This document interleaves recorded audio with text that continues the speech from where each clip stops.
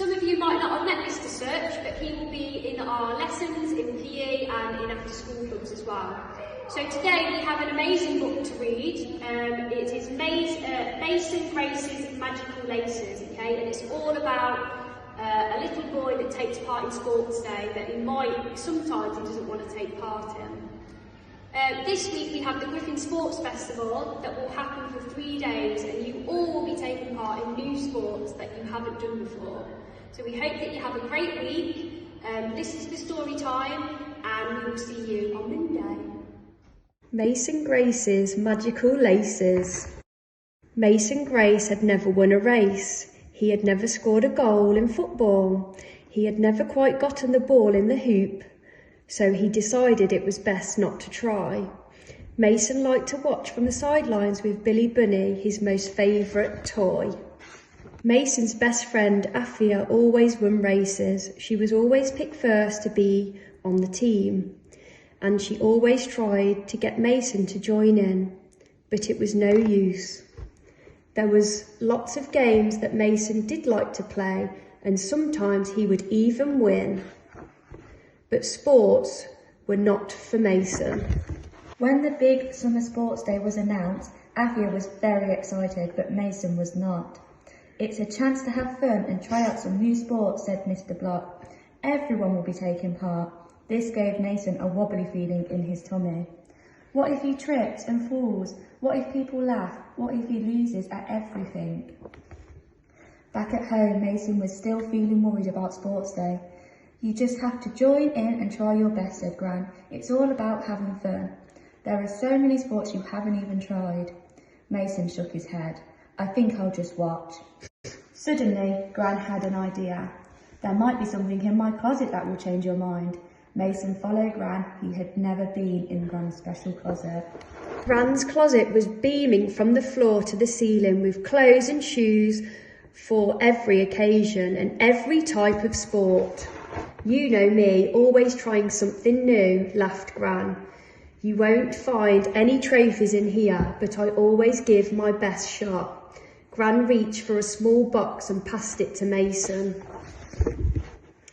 Opening the box, Mason saw lots of bright, colourful, glowing shoelaces. "Magical laces will have you running those races in no time," said Gran.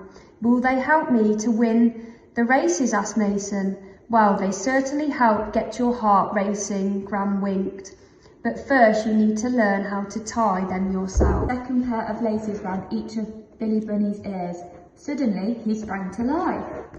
Billy Bunny helped Gran to show Mason how to tie his laces. First, make a big X by crossing each lace. Thread one end in through the gap at the base.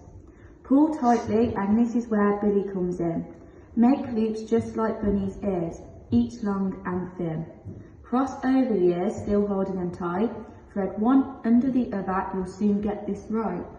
Pull it through gently, nearly ready to go. Tug on each ear now to help form your bow. And there you have it, your laces are tied. You'll feel brave and strong with Billy at your side. Mason loved his new magical laces. He and Billy Bunny played outside all weekend. Mason even got the ball in the hoop after lots of tries. But the night before the big sports day, Mason got that wobbly feeling in his tummy again. "Remember," said Gran, "tomorrow isn't about winning, it's about joining in and trying your best." Gran turned off the light, and with the soothing glow of Bunny's magical bows, Mason felt much better. The next morning, the big summer sports day started bright and early. Mason proudly tied his laces and lined up for the first race. "If the beanbag falls off your head," said Mr. Block, "you must go back to the start." Ready, set, go! As the race began, Afia stormed ahead. Mason followed close behind, when suddenly the beanbag slipped off his head. Mason looked down at his magical laces. They must be broken, thought Mason. They were supposed to help me win the races. Just as he was about to give up, Mason heard his name being called from the sideline. "Just try your best, Mason," Gran cheered as she waved Billy Bunny up in the air. Mason picked up his beanbag and hurried back to the start, where lots of his friends were starting again too. Giggling, everyone eventually made it past the finish line. Mason didn't win, but he had fun and his heart was racing so fast he could hardly speak. See, those laces really did help you get your heart racing, called Gran, as Mason dashed off to join in with the egg and spoon race. After the races was the chance to try out some other sports. Mason started to feel nervous again, but as he retied his laces with Billy Bunny's help, he knew he would give it his best. Mason spent the afternoon bouncing, wiggling, dribbling, skipping. And soon Mason didn't even need his magical laces to feel confident. He took off his shoes and headed right into jumping, shimmering, tumbling and balancing.